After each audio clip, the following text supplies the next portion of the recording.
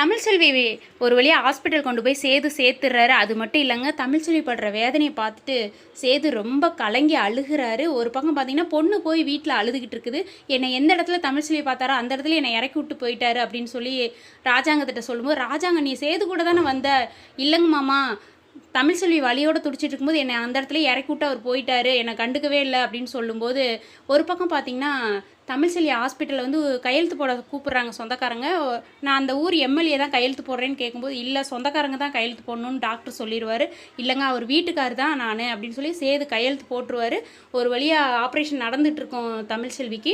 இந்த பக்கம் பார்த்திங்கன்னா ராஜாங்கத்துக்கிட்ட வந்து தாமரையோட அம்மாவும் தாமரையும் சொல்லுவாங்க, என்னதான் இருந்தாலும் தமிழ்செல்வி அவன் விரும்பி தானே கல்யாணம் முடிச்சிருக்கான், அப்புறம் அதனால தான் அவள் வழியில் துடிக்கும் போது இவளை விட்டுட்டு அவன் போயிட்டான், என்னதான் இருந்தாலும் உறவு விட்டு போகுமா அப்படின்னு சொல்லும்போது பொண்ணு அழுகுதுங்க. இந்த பக்கம் ஆப்ரேஷன் நடந்துகிட்ருக்குது. அது மட்டும் இல்லைங்க, கூடவே வந்து சேதுவும் இருக்கிறாங்க. குழந்தை பிறந்துருது.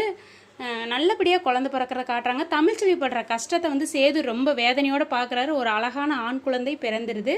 அது மட்டும் இல்லைங்க, அவங்க பாட்டி தூக்கிட்டு வந்து சேதுக்கிட்ட சொல்கிறாங்க, ஐயா சேது பையனை பாரியா அப்படின்னு சொல்லி பார்க்கும்போது சேது வந்து பார்க்காம திரும்பி நிற்பாங்க. ஆனாலும் பாட்டி வந்து நீ எப்படியாவது உன் பையனை பாரு அப்படின்னு சொல்லி கையில் கொடுக்குறாங்க. சேது வாங்க மாட்டேங்கிறாரு.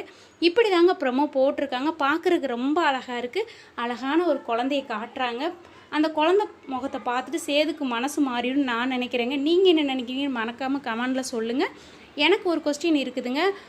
ஸ்கேன் பண்ணதில் 2 குழந்தைன்னு ரொம்ப நாளாக ஓட்டிக்கிட்டு இருந்தாங்க. ஆனால் பிறந்தது ஒரு குழந்தை தான். அப்போ இன்னொரு குழந்தை யார்கிட்ட இருக்குன்னு மறக்காமல் கமெண்டில் சொல்லுங்கள். பிடிச்சிருந்தா நம்ம சேனலை சப்ஸ்கிரைப் பண்ணி வச்சுக்கோங்க.